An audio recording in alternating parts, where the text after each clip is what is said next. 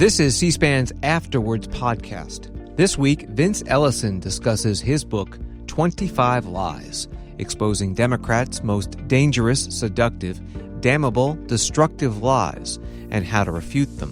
He argues that Democratic Party leaders and their progressive policies are purposely misleading the American public and destroying the country. This is about a party that has systematically tried to destroy this nation 3 straight times in a row, from slavery to Confederacy to Jim Crow. And now they're doing it again with socialism, and they're doing it again with atheism. And it's very subtle, it's very seductive. You know, if you depend on me, I'll give you everything you need. They're taking God's place. Not prosecuting crime. Oh, no, not prosecuting crime. You know, no bail, yes. Defunding the police. And don't believe that they're not going to defund the police if they ever get in power, okay? Because this is how they have to make you insecure. But then they want anarchy. Yes. And if they get anarchy, they have control. See, when people are afraid, when people have no security, when people are trying to survive, that's when they turn to government. He's interviewed by syndicated columnist and television host Armstrong Williams.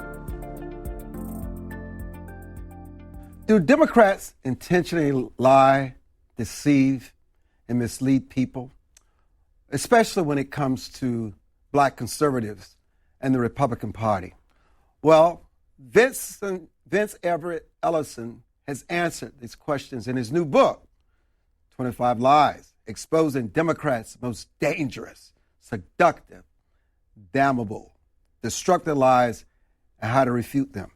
And he joins us in Afterwards. Welcome. Thank you for having me, Armstrong. Glad to be here. What do you say to everyday, particularly black Americans who may be skeptical about you and your book and just the explosive cover? I give them my backstory. I was born on a cotton plantation in Haywood County, Tennessee. My father was a sharecropper, plowing a mule, picking cotton. And he aspired. He bought us out of the plantation of Haywood County, Tennessee, through the insurance industry. And he was so thankful that God had given us a middle-class life that we started a gospel singing group called the Ellison family. We went around the whole South singing gospel music all around the South. This is how I got such an intimate knowledge of the black church. After that, I went to college, University of Memphis, and after that, I started working in a prison in South Carolina. 5 years, I worked at Kirkland Correctional Institution, and I saw the belly of the beast, and I saw evil. I understood it. I was supposed to supervise 127 hardcore felons every day. They were alphas. And I was there most of the time by myself. So in order to survive, I had to understand when somebody wanted to kill me, somebody wanted to beat me up, somebody was lying to me. I had to understand evil, and I saw it in there. But I saw a lot of young black men, because that was during the 90s, during the Clinton crime bill, Clinton-Biden crime bill, and I started asking the black intelligentsia, man, why are these young black men getting locked up like this? You know, they started out with 3 prisons in 1990. They had 40 by the end of the decade. Well, they told me it was a bunch of rich white Republicans just hated black people. So I left my post, started working in the ghettos, and I found out something pretty interesting. I saw no rich white Republicans down there in the ghettos. You could see a leprechaun before you saw one. Guess what I saw? A bunch of black Democrats.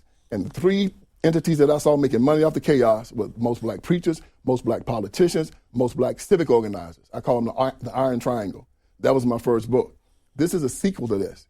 And as I studied and saw these cats were connected to the Democratic Party and found out that their number one goal was to make sure they got 90% of the black vote for the Democratic Party, period, full stop, by hook or by crook.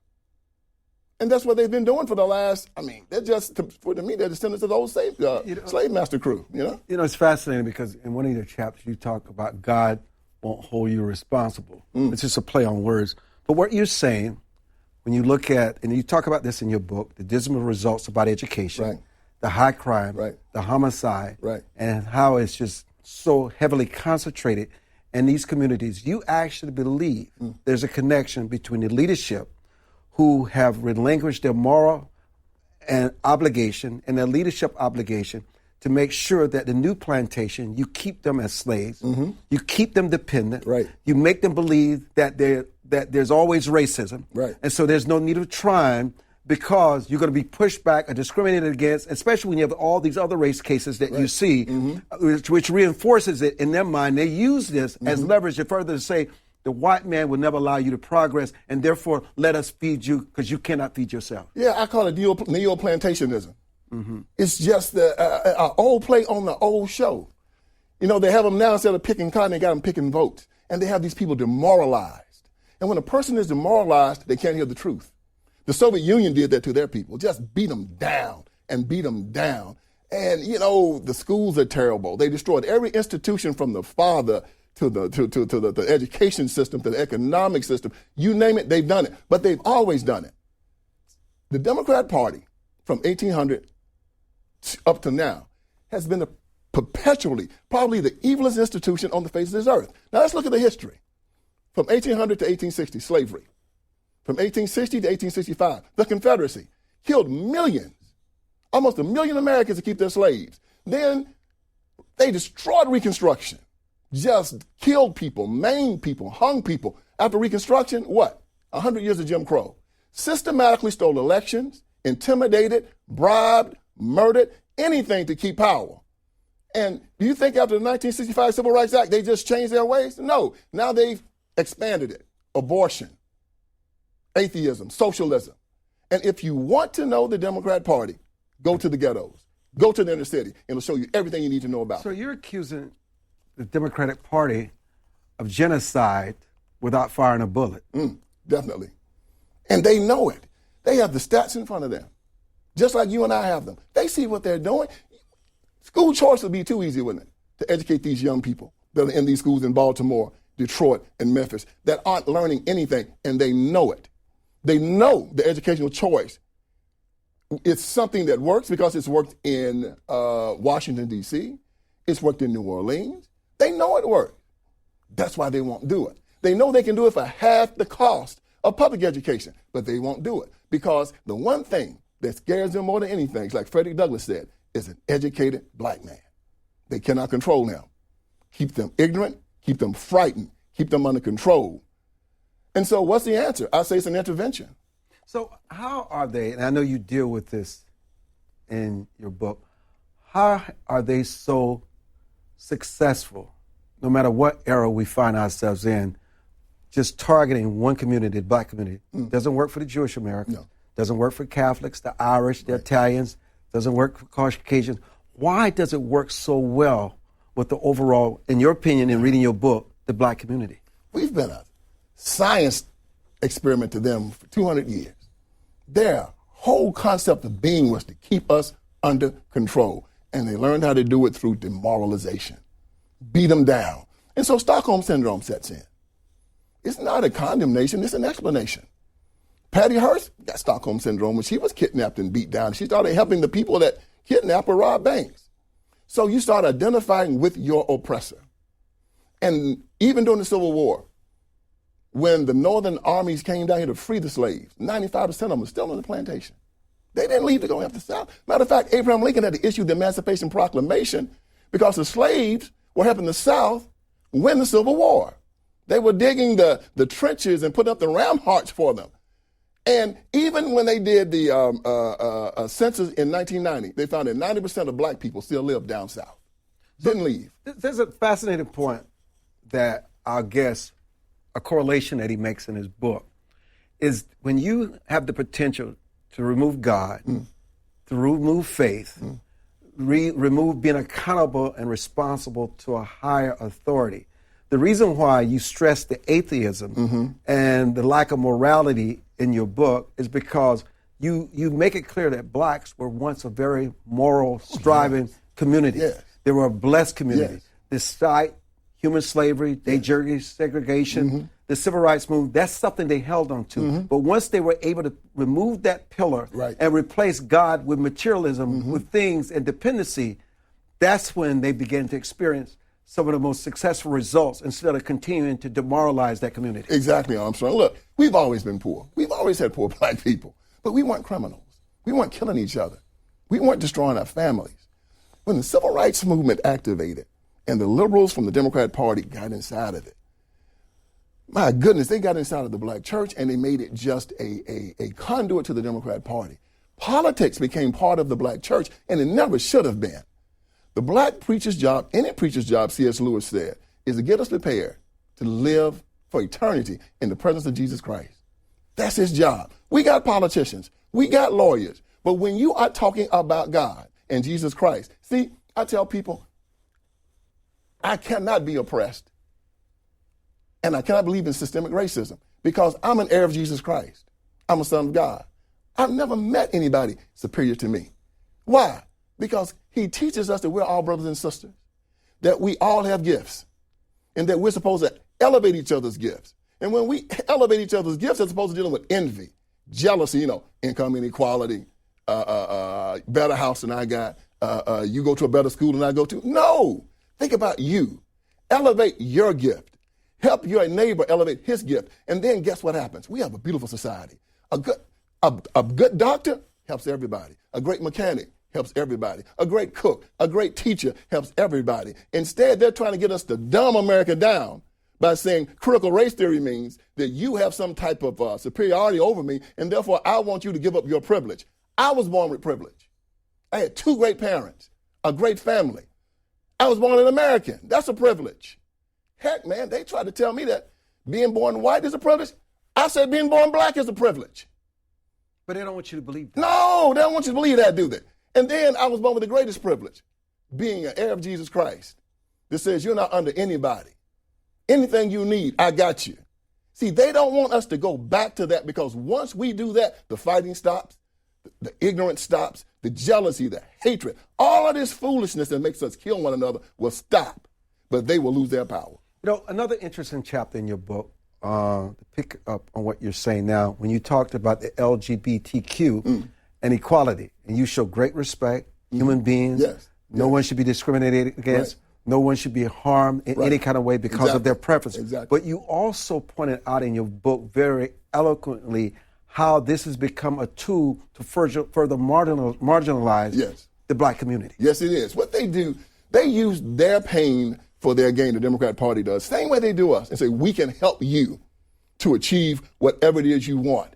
And I tell them, no, you achieve it by earning the respect of the people around you. It happens. We go back to our Bible. Cain had been rejected. His offering had been rejected by God. Cain was angry, mad at his brother Abel. God comes to Cain and said, Cain, why are you angry? If you do well, will you not be accepted? And if not, sin waits at the door to master you, but you must master it. If you do well, will you not be accepted? The CEO of Apple, Tim Cook, done well. Accept it. When you do well, they will raise. Jesse Owens goes over, beats Hitler. They give him a ticker tape parade in New York City in 34, 35. This is before all the marching and all the crazy. Joe Louis knocks out Max Melling at Yankee Stadium. And all of the country celebrates him because he did well. I'm telling the LGBT community, don't get caught in that vice of trying to use the law of coercion to make America like you. It didn't work for us. Change the hearts of the people. Be respectful. Talk to God. If you're happy with yourself, that is enough. Another fascinating point, I really encourage people to go out and buy your new book, The 25 Lies. You go heavy on how important morality was for the civil rights community when it was desperately needed. King was moral. They never compromised the moral leadership. Where is that moral leadership today in our elected officials, in the pulpit? Wow. Armstrong, it's amazingly sad. I look at it and it's hurtful because we have to have examples of how best to live. And our children aren't getting it. Matter of fact, some of the worst behavior in the world has been held up as proper. And I'm looking at this and it worries me so. I have to stay in constant communication with my daughter and with my children. And I'm explaining to them, this is not proper. This is not right. Our ministers should do a better job of connecting our children up with God. What, put him first and all things then will come after? Jesus said, if I be lifted up, I'll draw all men unto me. Lift him up. And no matter where you are in life, when you're starting out, if you got a job working at Walmart, making $20,000 a year, you'll be happy and you'll move up further because you're honest, you're good, you're clean, you're kind. Those are the intangibles that'll move you up. And then as you move up at Walmart, if you want to go somewhere else, people say he's a good man, she's a good woman. Yes, they're good at what they do. If you do well, you'll be accepted. And the next thing you know, you'll be like my mother, my father, who came out of poverty because they were good people. They were honest people. They worked hard. People had a good word to say about them. See, it's not waking up one morning and you're rich. You know it's a grind, isn't it? It's a grind. And we have to teach them about the grind. And the climb is the thing that makes it so beautiful. Start out, honey. Work hard. Be honest. And our ministers have to get back to teaching our children that part of the thing that they need to teach them because they're not good at the other. I mean, one minister telling me, you just want black people to get their gold in heaven. I said, bro, you making them broke on earth and you sending them to hell at the same time. You're screwing up on both ends. At least do the one part right. Teach them how to have the peace of God here on earth.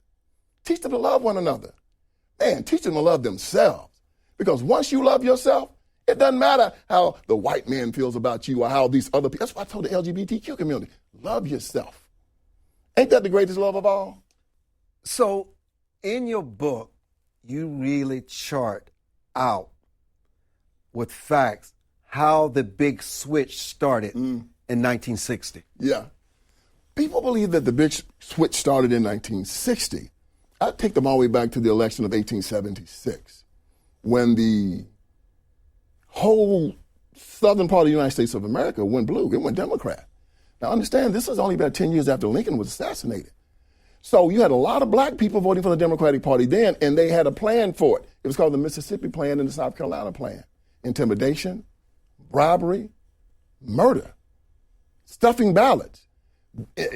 Look it up, get the book, but the Mississippi South Carolina plan was part of how the Democratic Party stole elections for 100 years down south, and they're still doing the Mississippi South Carolina plan even today. Now, so people say, well, they started voting for the Democrat Party in 1960. I say, no, let's look at something here because of civil rights, right? They started voting for the Democratic Party. I said, no. In 1956, 1957, Eisenhower and Nixon, two Republicans, passed the 1957 Civil Rights Act. In 1960, they passed the 1960 Civil Rights Act, basically designed so black people down south could vote. Eisenhower also sent the 101st Airborne down to make sure that the Little Rock Nine got into Central High School in Little Rock, Arkansas. He also did the first Oval Office address on civil rights in the history of this nation. So if people want to start talking about civil rights and black people paying attention to civil rights, they wouldn't have voted for Kennedy Johnson. They would have voted for Eisenhower and Nixon. Nixon was running for president. Eisenhower was stepping back. So what happens? Eisenhower and Nixon do all this good civil rights stuff. About 4 or 5 million black people are registered to vote down south and protected. I tell this story. My grandfather registered to vote in 1960. They kicked him off the cotton plantation where he was in Haywood County, Tennessee. The FBI came down and told him he didn't have to go anywhere. The Eisenhower and Nixon sent him down to say, we've passed this new law to say they cannot intimidate or hurt you anymore. You're going to vote. My grandfather voted. And here's the thing, Armstrong. He voted straight Democrat. Now, I asked my father why. He said, Vance, black folks did what white folks told them to do back then. Even then, and at the end of that campaign, they found out 80% of black people had voted for the Democrat Party. Now, people say that, all of these Democrats switched Republican. You know Fritz Holland stayed a Democrat. George Wallace stayed a Democrat. Orville Favors, Lester Maddox, Ross Barnett, all those Southern governors and all those Southern senators, only one switched, and that was Strom Thurmond. Only one. The rest of them stayed Democrats forever, and black people voted for them. So when I started asking the question, why did this happen? It goes back to Stockholm Syndrome. It goes back to cognitive dissonance. It makes perfect sense. You've been oppressed. You've been beaten down for 400 years. Of course you're going to take on the characteristics of your master. Plus, if they had just been paying attention to the civil rights movement, we were fighting, bleeding, dying, getting shot by water hoses and bitten by dogs, to eat a hamburger beside them, to go to the bathroom beside them, to drink from a water fountain beside them, to go to school beside them. Of course, when it came to vote, we were going to vote with them. Makes perfect sense. Why are blacks so skeptical about the Republican Party? Armstrong, back in 1992, good friend of yours, Lee Atwater, was over the RNC. George Bush had just become president. He's looking at the map. And the Republican Party hadn't had power in the House of Representatives in 40 years. And Lee said, we got to start working with redistricting. And he said, we ain't got the numbers to change because the State House votes on that. Lee said, let's see if we can get the Black Caucus to vote on our redistricting plan, and we'll make a deal with them. If they vote on our plan, we'll give them these majority black districts, and we won't run anybody in these districts. We won't help anybody run against them in perpetuity. They brought that to the Black Caucus and said, we're going to double your number in your state houses. We're going to give you majority black congressional districts that will double your number in the Congress. What do you say? They said you got a deal. So the Republican Party pulled out the black community. The black Democrats came in. And for 30 years, they've heard nothing but lies. Because we don't fund the candidates that run down there. Whether they be black, white is irrelevant. If you go down in South Carolina and run in Jim Clyburn's district, you will not get any funding from the RNC, no matter how good you are. They dry up the funding, and so now for 30-something years, you've had the people down there that have heard nothing but lies. It's like Lincoln said in his Cooper Union address. He said that your slaves would barely know that a Republican Party existed, except for the lies that you tell about us in their presence. But it's vice versa. It's what both parties, it's what they do. Both of them do. Yeah, both of them do. You know, I want to come back, because I think your voice is so important. That's why I'm honored to be a part of this interview on Afterwards. You know, race, you can find racism in everything in America today. What do you say when you look at Trayvon Martin, you look at George Floyd, Breonna Taylor? You know, everything is about race for the mainstream media when it involves a white officer and someone who's black. And it really doesn't tell the whole story. How do you get black Americans and whites to another extent to see that it's not always about race? And what is the media's, and you talk about this in your book, obsession? Is it that it sells? Is it that they're part of the divide? What is it? Or is it they've been controlled by some larger interest that we're unaware of? You know, they have an agenda, and they know that in order to keep their power, we have to vote. Black people have to vote 90% Democrat Party. They know it. They know they cannot lose the black vote. They will burn this country down before they do it. You and I know the truth about Trayvon Martin and about George Floyd. They tried to put hate crimes on Derek Chauvin. He's supposed to be in jail for the rest of his life for what he did. It was wrong, but they couldn't prove it was racial. But it didn't matter. They set this country on fire. But whether it was racial or not, it was irrelevant. It was irrelevant. It was his behavior. I agree. It was immoral. It was wrong. It was he should be in jail. You're exactly Yes. right. And that's how I saw it. And they made it racial and told black people, this is America. Da-da-da-da-da. And I'm saying, Lord have mercy, they're going to turn us back. They're going to turn us back. And they did. And there are young black people out there. You talk to a young black person, 23, 24, 25 years old.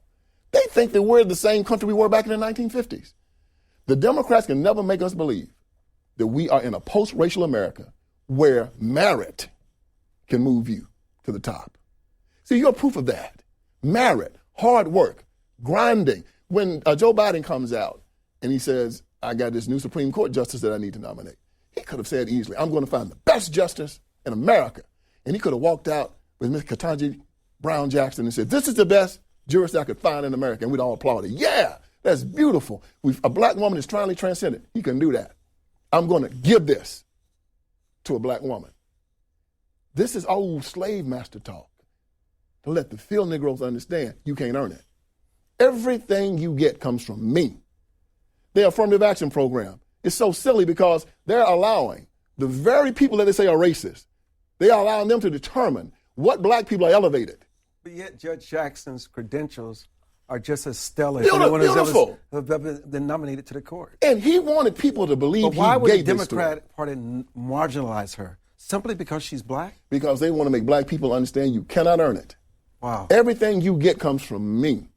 You know, black people can work in the cotton fields and in the fields for a whole season. And at the end, the master is going to give them what he wants them to have. But how is the Republican Party any better? The only thing that makes the Republican Party any better is the fact that they do not have in their platform the murder of children, the destruction of the family, the fact that they are against religious liberties. You know, we got to understand something that there is a divide, and it's fighting now in America about LGBTQ and the church and the state and all this kind of stuff. And you have people like you and I believe in religious liberty. You don't have to agree with me. But why can't the Republican Party, with all these 25 lies that you discuss so well researched in your book, why don't they capitalize on it? You would think what it once were, where the blacks were a huge part of the Republican Party, almost 80 to 90%. Yeah. Why is there no opportunity or no gain for the GOP? Same reason. That gerrymandering thing I just told you about, they have made the deal to stay out, and they keep their word. They stay. Right now, they're drawing these districts again, as you know, and they've drawn some, and right now they're saying that the GOP is going to take the House again. And as long as they keep that deal, as long as the Black caucuses keep their part of the deal, the GOP is going to keep their part of the deal. But doesn't all this transcend politics? Isn't it for the good of the country? Is for the good of the healing of a nation? No, it's not. Politics won't fix this. This is something that's going to have to come out of the breast of the Christian community, the Muslim community, the Jewish community, and also the American spirit. There's time for an intervention. The same way we are all upset now because Russia's invading the country of Ukraine.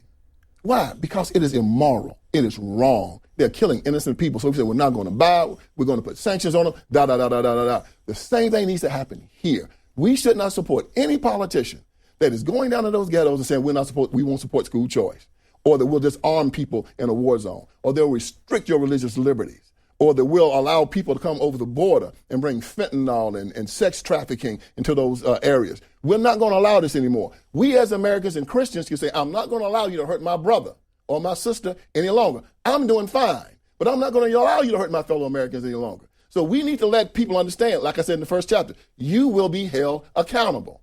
If you know that you're electing politicians that are killing people, that are killing children, that are trapping children in failing schools, that are restricting religious liberties, that are allowing sex trafficking and drug trafficking to come over that border, that are actually harming individuals on purpose, you will be held accountable. So I'm saying to America, it's time for an intervention. This book is saying the politicians are going to change it. We can't be like liberals expecting politics to change our situation. We go back to our Bibles and we go back to our personalities. You mentioned Ukraine, and I found it fascinating when Zelensky asked people from around the world to come, and he would arm them. You talk about the Second Amendment. Yes. Why? You know, the biggest demographic getting conceal and carry are African Americans. Why is the Second Amendment so important? You know, Frederick Douglass said that a man without the ability to fight back without power is not a man. He said that that human nature is constructed where they cannot respect a weak man. He said that they can pity him, and only that for a time, unless the natural force of power is shown within him. You cannot be free unless you can defend yourself. We see what happened with the George Floyd riots. Democrat mayors told the police to stand down while people came to and kicked people's doors in and just robbed them. Told the police to stand down. We see what's going on in Ukraine now. Another country invaded, and their government doesn't have the ability to defend them. It is a natural state of power. And this is something that makes me angry, Armstrong. I talk about the biggest problem in America right now in the black community. It's not white racism. It's black male cowardice. It's us, black men, not defending our families, not defending our neighborhoods. Matter of fact, not just not defending, we are the provocateurs of violence. Shooting, killing, carjacking, smashing grabs, selling dope, won't work, won't take care of our children, just acting a fool. It takes bravery and strength for a man to get up and go to work every day, bring his money home, take care of his wife, take care of his children, take him to church on the weekend, take care of his family. That's bravery. See, and what we have now is a bunch of cowardice going on that is actually being, people are explaining it away. Yeah, but racism, this, that, and the other. But you also talk about feminizing men. Yes. The masculation of men. Yes. Making men forget about what their roles are. Exactly. And that is important. It is. Look, like you, I grew up in the South. Strong father. My dad had a gun on the seat of his car and setting up in the corner. I had a shotgun set up in the corner of the bedroom. Yes, sir. It's true. Nobody bothered me when I was growing up. True. Nobody. My dad was a strong man. And had a gun in his glove compartment. Just in case, right? Just in case. Just in case. Yes. These were men that understood. Right. And Men. nobody bothered them because they understood they were just men like that. See, now they want to feminize men and make them believe that being a man is something that, anything you want to call it. There's no definition to it anymore.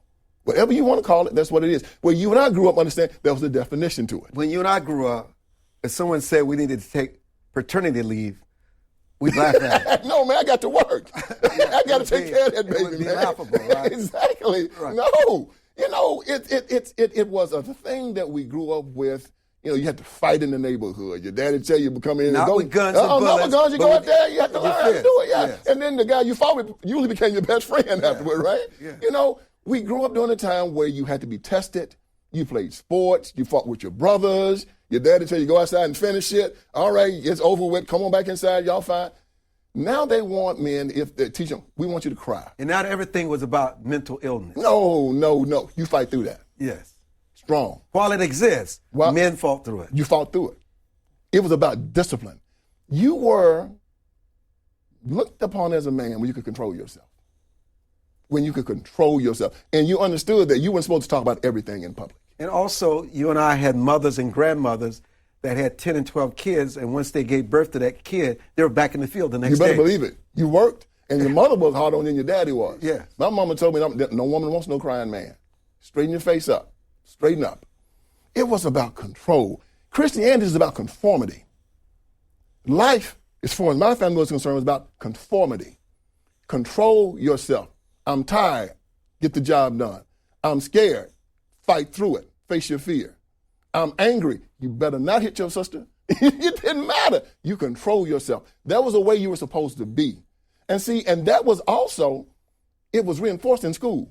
And you would never swear Oh, no. around your parents. Yeah, oh, no. You would not ever wear a hat at the dinner table, no. and your pants would be hanging down No. around Oh, your no, butt. no. Would never happen. There was a decorum It's a decorum. that you had to respect your father and your mother, no matter how old you got. When you came through my daddy's door, you turned into 12 years old again. And you had to act like you were 12. He'll put me out there and tell me, well, if I go home tomorrow, tell me I'm over the yard. Yes, sir. Just keep God going, man. It's the respect. It's the honor. It's knowing what right looks like. And right now, nobody knows what it is. You know, there's so much that we're covering that's in your book, but you also talk about that you can see that there's progress. Yes. Because what I don't know if people get that. I really want to get this across in his new book, 25 Lies. What you're advocating is no different than what has been advocated to us through our faith, through the Ten Commandments. Yes. That there's a higher being. Yes. There's no such thing to you as black conservatism. There's a certain thing to you as a right way to live Right. and a wrong way to live. Right. And if you live this way, if you have these certain virtues and values Right. and ethics, Yes. you end up pretty good in life. Yes. And you don't put a collar to it. No, man, look. What scares me is that they're now trying to take this, they've taken the black community and almost destroyed it with it. Now they want to spread this into the white community. You know, that's where the CRT is, trying to make white people hate themselves like they've taught most black people hate themselves. You're a racist. You're an oppressor. You're no good. They're going to start looking in the mirror and saying, I'm no good, and they're going to start shooting people that look like them like we do. You remember when the hip-hop stuff started coming through Armstrong. You know what? I didn't hear music on the B's and W's, N-word. We didn't hear that stuff. So when it came out and we heard it, it kind of, we said, well, that's terrible. And it kind of rolled off our backs. But then the children started hearing it. We have children 35 years old, they never heard nothing but that mess. And so now they look at each other and they hate one another because the girl's a B. He's an N-word. She's the W word. And you're like, okay, why are these children so hateful? Why are they so full of anger? And everything's about sex. Yeah, everything. Sex, envy, murder. Materialism. Materialism, all of it. That's them. That's the party. If you don't have what you're supposed to have, it's because somebody victimized you, and you have a right to go take it from them. You know, our 10 Commandments is a beautiful document. Thou shalt not steal, thou shalt not kill, honor your mother and your father. Because if your father saw you looting Louis Vuitton, oh my God, or some other store, it wouldn't need no. I mean, he'd be so embarrassed. You wouldn't need law enforcement. Lord, he'd be so hurt.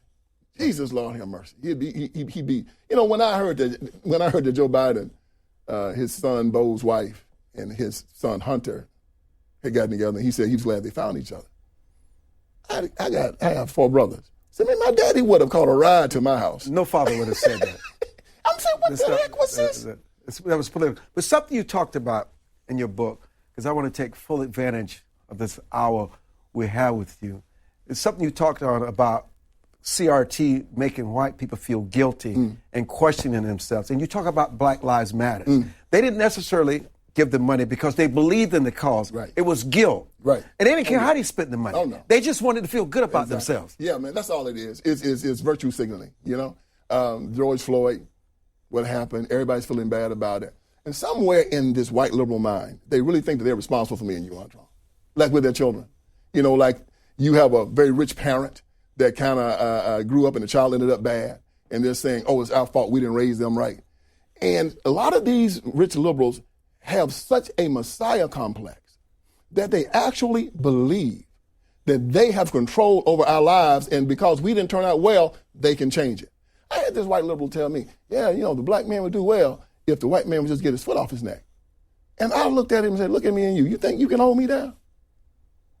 And his face just turned ashen white. He never heard a black man tell him that today. I said, well, you don't have the ability to hold me down. But you didn't tell him this as a black man. You told him this as a human being. As a human being. Who's earned your way. Do you think that you can hold me down? Yeah. You have the arrogance, and you have a lot of these liberals actually say that we have to do more to help. We have to do more. Everything is a government program to help. They say, will you please stop helping me? You know, the cool hand Luke, will you please stop helping me, boss? But there are a lot of them that understand that what they're doing is control. It's absolute control. It's like slave. You don't think they mean well, but it's just misguided? Oh, I think there's some that do. I think that some are really just that misguided, and I think that some are just evil. You know, in your book, you talk about abortion and choice and how the disproportionate number of young black women abort their kids, and yet the regret, the depression, sometimes the suicide that follows. Yeah. It's a shame because what they've done, you know, my wife's an attorney, and when I thought about this, I talked about the concept of cause, the whole legal concept of cause. Jesus said, if anyone that causes one of these young ones to sin, it's better than a millstone be tied around their neck and they be thrown into the sea. So how did my great-grandmother have 16 children? My 14 children. My grandmother had 16 children. My mother had 7. And now this generation started to abort. It was Justice Brandeis that said, for good or for ill, people follow the example of government. So Roe v. Wade comes through, says it's okay. People say, oh, it's okay. Now what happens? We're supposed to close that gap with the church, with the civic organizers, and with the politicians, say, no, it's not okay. But instead, we didn't. Instead, the black churches started saying, it's okay. Then the black politicians started saying, it's okay. And then the black civic organizers started saying, it's okay. And then they go to school and talk to the school teachers. They say, it's okay. And these young ladies started getting the okay from people in society that were supposed to tell them the truth. He who causes. And they were causing these young people to sin. They were, you and I are old enough to remember when they started putting the condoms and the birth control in school. And we were telling them, no, we think this is going to cause children to have more sex. Oh, no, you guys just old fuddy-duddies. We've seen what's happening behind it, right? But they knew what would happen also. They knew. That was their goal. Yeah, that was their goal. Yeah. So now what do? They put these abortion factories in the black community and they sell the body parts. They make money from it. It's not the $500 they get per abortion. It's not the $500 million they get from Planned Parenthood. It's the $60,000 they get per body part. And they are using us again to make money. The black community to these people is just a money laundering project. Public education doesn't work. They just send as much money as you can so we can pay the teachers and the teachers' unions, and then the money goes back to the Democratic Continuing Party. Margaret Sanger's legacy. Yeah, it is. You know? You talk in your book, and I know you touched on school choice. For young people listening, watching our conversation today and learning about your book, 25 Lies, why is education the foundation of it all? Wow, Armstrong. Could you imagine going through this world not knowing how to read? Good God Almighty. Wouldn't that just be tragic? Wasted talent is the most terrible thing that could ever happen in this world. The child that could probably cure cancer or make a beautiful symphony or be a great mechanic, they are not teaching these children to read. And when you can't teach a child to read, when you don't teach them to read or have moral instruction, you destroy their lives. And in the ghetto, there's just so much wasted potential. And it's wasted because it doesn't have to be that way. It doesn't have to be that way. All they have to do is go tell a mother that has 2 or 3 sons. There's a school down the street here in Baltimore that will educate your children. They will make men of them. These men, black men, white men, Asian men, will teach your son how to stand up straight. They'll teach him how to treat his mother with respect. You teach him about his God. It'll teach him reading, writing, arithmetic, his history. When he grows up, he'll start taking care of you. He won't be a ward of the state. He won't go to jail. We will guarantee it. It's just that easy. You and I both know of private black schools that do that, and they're very successful. They know of them, and they refuse to let it happen. That's why I say they're evil. What about the playground and the classrooms where kids spit on teachers, assault teachers, disrespect them, use abusive language towards them, and now you can't suspend these kids from school? See, that's why the private school system is much more important too. It takes the government out of that, and it'll allow the parent to teach to take their children to men or the teachers that they trust. But you touch on this. You can only allow this to happen if not only do you want to destroy public schools, but you want to destroy the learning process. There it is. And that's what they want. Is that intentional? It has to be. It's too ridiculous. You cannot teach anybody anything without discipline and security. I mean, when the Green Berets jump into the middle of the jungle, they put up a secure perimeter. You have to have security. You have to have discipline. They know that. But they have this crazy idea of the world where they don't want these children disciplined, because if they are disciplined, they can't control them. And these people from Harvard, Yale, Oxford, they're not stupid people. They know exactly what they're doing. The outcome. They know. The Moynihan report told them what was going to happen. They're looking at the statistics right now that says we've had the lowest birth rate in the history of our nation last year. And the trend had been going down for 7 straight years. America's dying. They know it. And they're full speed ahead with abortion. They're full speed. I read this story, and they were celebrating it. They were saying that our generation, LGBTQ, might be maybe 1 or 2%. And in this generation between the ages of 17 and maybe 30, it's about maybe 17%. And they're celebrating it, and I'm saying, now this is why we're dying, because you've taken 17% of the population, and you've taken it out of child rearing. How do you take 17% of your population out of birthing children and think you're going to survive as a nation? And then you are teaching children at an early age, not people that are legitimately LGBTQ. You're teaching them to get involved in a lifestyle that might not be conducive to them. And not who they are. People explore, experiment. Exactly. Doesn't mean that's what the final outcome will be. And now they're encourage it. And they're encouraging it. Yes. They're trying to get little children to have sex change operations before they're 18, 19 years old. This is insanity. Bathrooms. Grown men going into public bathrooms with little girls. So now when I go out with my daughter, I got to stand outside the bathroom door to make sure no man goes in with her, because if so, I'm going to break the law. It's important with the time we have left now. What you're talking about now transcends blackness and everything else. Yes. Because your book is not saying, and people need to understand this, that many blacks in this country symbolizes what is wrong with America. No, that's not what he's saying. You're talking about behavior. Yes. You're talking about a moral code. Yes. You're talking about what happens when a nation is not educated. Yes. You're talking about what happens when the government stands down and allow crime to be pervasive. Yes. You talk about what happens when the government does not have standards and no responsibility in place. You talk about when the government gets involved in this political correctness, which is detrimental to the fabric and the exponential growth of this country. Yes, and the Democratic Party has made the black community their petri dish for it. They said, we're going to do it down here and see if we can control these people with all of this stuff, and they have. They said, now let's expand it. Let's do it like the Soviet Union did with the Comintern, right? Let's see if we can put it all over the world. And so now they've started to expand this into all of America. And they will destroy this. White American, LGBTQ, all of it. Young people. The OPRs. Exactly. The fentanyl, legalizing all marijuana. of it. The marijuana, drugs, prostitution, you name it. Everything that's bad, they're trying to legalize here. And we're trying to tell people, stop. Stop. We are all Americans. We are protected. We protect ourselves, number one, but the Constitution is designed to tell us how the law is supposed to help us protect ourselves. We are Americans, LGBTQ, black, white, Asian. There's a way to live. We don't have to all agree. But I have told my children, my wife and I've never seen my children be rude or crude to anybody. If I saw an LGBTQ person being mistreated by somebody, I'm stepping to their aid. Leave that person alone. You have no right to be mean to that person, be disrespectful to that person. There's no virtue, Armstrong, in us being what they say, Christianity, nonviolence is a Christian virtue. It is not. Non-aggression is a Christian virtue. So what you're saying is this is what happens when government tries to replace God. Yes. And just remove him from everything. And even when you speak about God or you mention Jesus, people think you're weak and they laugh at you. Oh, man, they want to, and on that side, they put them out of everything. You can't say it in school. You can't have it in the public square. They don't even want the Ten Commandments up anywhere. But they will allow you to put anything else up. No prayer in schools? Oh, no prayer in school. But they'll bring in the drag queens and whatnot to read to the children. They'll bring in you can't have the Bible in the library, but they'll bring in all kind of other nasty books for the children to read.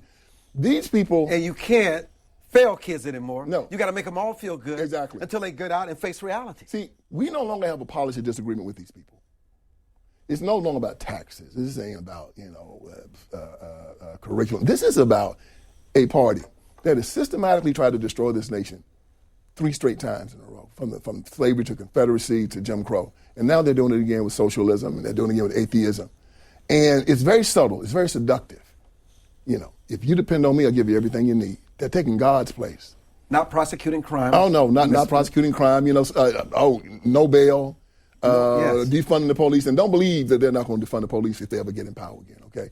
Because this is how they have to make you insecure. But then they want anarchy. Yes, and if they get anarchy, they have control. See, when people are afraid, when people have no security, when people are trying to survive, that's when they turn to government. But Vince, in reading your book, you also know their best laid plans is that they forget the little things. It can't work in the long run. America can't survive this. It cannot. And Armstrong, I'm thinking, you and I, Christian man, we believe in Satan. We believe he roams this earth. I believe that's his intent, to try to take this nation out. It's always been his intent. America's been that good thing. The whole world. Envy. All over, yes. The whole world looks at America and says, wow. America is a dream. Shining city on the hill. We only make up 3% of the world's population. And everybody wants to come here. Because of the system that we've created here, he has to destroy it. He has to make it effeminate. He has to make it poor. He has to, and as Abraham Lincoln said, we'll only be destroyed through suicide. You talk about this in your book, and this is the question: who are they? I put it right down to the Democrat Party, the upper echelon of the Democrat Party, not the rank and file people that vote for the Democrat, not a whole lot of the people that are elected by the Democrat Party. Because you know why? A lot of these people are in districts where the Democrat Party has so much control that in order for them to win, they have to run as a Democrat before they can do some good. And they have told me and they told you, man, I support a lot of what you're talking about, but bro, I can't run as a Republican or a conservative in my district. Help me change it. I've had so many of them say, Vince, help me change. If you can get my people to support school choice, I'll vote for it. But right now, half my money comes from the teachers' unions. If I go out for school choice, I'm done. They're just going to bring somebody else in. At least I'm doing a little bit of good right now. So, who controls the Democratic Party? Planned Parenthood. The atheists from George Soros on down. The people that want the open borders. The people that love the drug trade. The people that love the sex trafficking. The porno people in Hollywood. They send all of that money down to the Democratic Party and say, get power, use the law to keep these people under control so they'll vote for you and give us what we want. And they fund the politicians they want in office to carry out their agenda. Exactly. You have people, I mean, you know how it works, Armstrong. You've been a Washington man for a long time, how China's sending money in through these lobbyists, and then the lobbyists give money to the politicians. It's all just incestuous around here. Yeah, and they're doing a good job doing it. They can't beat us militarily, but they can destroy our values, and they can bring about fear and discord. Like you talked about with the COVID-19 and the mask. You talk about it in the pandemic, how they exploited that. Yes, they exploited it, had us afraid to do anything. Now we are in this inflation, we're in this economic turmoil because of it. See, we live very protected lives here, and we don't know how sinister these people are. They know they can't come here with guns and defeat us. So outside of America, they are sending in everything they can to defeat us from the inside. Propaganda, all of it. We've done it. America's done it to countries before. The Cold War was about that, okay? Now they're doing it to us. And we don't even see it coming, but they know the foundation to it all, to the Democratic Party keeping power, is keeping black people under their heel. And you lay all the blame on the Democratic Party, no responsibility for Republicans or the GOP, just the Democratic Party? When I look at the Democratic Party, I always look at what they've done to the black community. I look at the evil that they've done to our people. I look at it from slavery up until now. Armstrong, I estimate they've killed close to 60 million black people since they've been a party, through slavery, through abortion, the Middle Passage, and all of it's come from Jim Crow. I mean, Jim Crow was horrible. Even though we had the laws on the book, 13th, 14th, 15th Amendment, right to vote, equal protection under the law, ending of slavery, they castrated, killed, murdered. The first NAACP field officer to get killed in the field was a guy by the name of Elbert Williams. He worked in Haywood County, Tennessee, and it was in the 1940s. Ku Klux Klan killed him because he was trying to get black people to vote. That was them. They've been a murderous, thieving, perverted lot since their inception in 1800, and they haven't changed. It's like the Mafia, right? If you set up the Mafia inside of a city, who's coming to it? The pimps, the drug dealers, the murderers, the thieves, because that's what they do. When you set up a Democrat Party in a state and they say, oh, we're going to support abortion, we're going to keep children in terrible schools, we're going to try to destroy religion, who comes to it? Not the very good people. Do you think this is why the media demonizes black conservatism, demonizes conservatism? Do you think they are the enabler and protect them so they can continue their bidding on the further destruction and the erosion of American values? Oh, yeah, man. The media, you've seen Hollywood. I don't have to tell you about it. You also know from history that the Soviet Union and its minions communists have always been here in America trying to break America down. I remember in my book I wrote about what Taylor Branch wrote in his book, American and King Years. He said in 1954 that the Comintern in the Soviet Union sent their spies here to infiltrate the civil rights movement and gave them instruction to make the black community a direct replica of the Soviet bloc. And they've done it. One-party rule, dictator worship, apostate religion, broken family, poverty, drug abuse, alcoholism, you name it. And it's working. And people try to say, well, capitalism has destroyed the black community. Well, capitalism has. Socialism has. There you go. See, you get it. Socialism has destroyed it. It's not capitalism. In the 5 minutes we have left, and I thank you so much for writing this book, 25 Lies Exposing Democrats' Most Dangerous, Seductive, Damnable, Destructive Lies, and How to Refute Them. Give us hope. What can people do to turn this around, or can they? Thank you for that, Armstrong, because there is hope. The hope is that there's still a strong Christian community out there. It's the thing that's upheld this country ever since its beginning. The abolitionist movement, it's a Christian movement. And we've always had this fight in this country between real Christianity and fake Christianity. Down south, we had kind of an apostate Christianity that supported slavery, racism, hatred. But then there was a Christianity up north, the abolitionist Christianity said, no, brotherhood, love, forgiveness, forbearance, freedom. That Christianity still exists. And now we have to activate it and say, look, we're doing a good job going into Africa, going into South America, going into China, going into Korea. But what did Jesus say? I want you to take this gospel and I want you to spread it, starting here in Jerusalem and Samaria, then to the outermost parts of the world.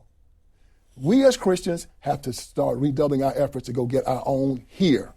We have to go back into the communities that are suffering. We have to challenge the church to start doing its job again and bring about the Great Commission. Because the black church in many ways has become an apostate church. Not all of them. You got some good preachers still down there. But too many of them have just made politics part of the church. Souls to the polls, street money. You know how it works. You've seen it. And they've taken the black community and they've made them believe that Christianity and Democrat Party, socialism are synonymous. They are not. How do we get American blacks, it's like the immigrant song, when they come here they find prosperity, opportunity. How do we get American blacks to finally take their shoes off in America and say, I'm at home and I'm going to treat this and protect it as if it's my home? School choice is the best route to get that done. We start with wiring up these young black people again to believe in their God, believe in their Christianity, put the foundation up under them. Make them understand you're no longer an African American, you're an American. You're an American. You have 20, 25 generations in this country. I mean, the Constitution of the United States of America said you had to end the slave trade in 1808, right? That means your people have been here at least since 1808. This is your country. Your people built it. You don't ask permission in your own house. You know your way around. Protect yourself. That's part of being an American, a free man. You have to walk and exercise your freedom. Your freedom is an unalienable right given to you by God, not government. It is irrevocable, non-transferable, unsellable, according to John Locke. Exercise your freedom. Stand up as a free man in your house. Believe in your God. Get married. Have a family. Work hard. You've seen that study from Pew that says if you do these three things, you'll never be poor in America. It says at first you graduate high school, don't have a child until you're married, and work full time. You'll never be hungry. In the final 2 minutes, explain to people what a black conservative is. That is so much more. To sort of denounce the myths and what people have tried to make others believe that it is. You tell us. I want a black conservative has to believe in Jesus Christ and his God, because that's what makes you fearless. That's the thing that makes you say, I fear no man. It makes you stand up and look him in the eye and say, I get everything I get from my God. And anyone that's going to come and try to separate me from that is going to have a problem with me. Anyone that's going to come and try to teach my children and pull them away from their God is going to have a problem with me. A black conservative is a person that believes in Jesus Christ, his God. He believes in freedom. Not that government gives him his freedom. He believes that his freedom comes from God. He doesn't ask permission. He exercises his freedom. Just like your car, you own it, right? It's mine. I'm not going to ask permission. And then he's this guy that arms himself with knowledge for the wise man and a gun for the fool and walks this earth as God gives him purpose to walk. My brother, and I say as my brother in Christ. There you go. I don't see color. There you go. I see behavior. No. 25 lies. There you go. Exposing Democrats' most dangerous, seductive, damnable, destructive lies and how to refute them. Vince Everett Ellison, thank you. Thank you, brother. So much for joining us. Man, enjoyed it. On Afterwards. Go out and get the book. Thanks for listening to this week's Afterwards podcast. If you enjoyed this podcast, listen to C-SPAN's podcast about books. Learn about the latest nonfiction books and best-selling authors. In each episode, we report on bestsellers lists and book reviews from around the country. You'll also hear authors talking about their latest books and insider interviews with nonfiction book publishing industry experts.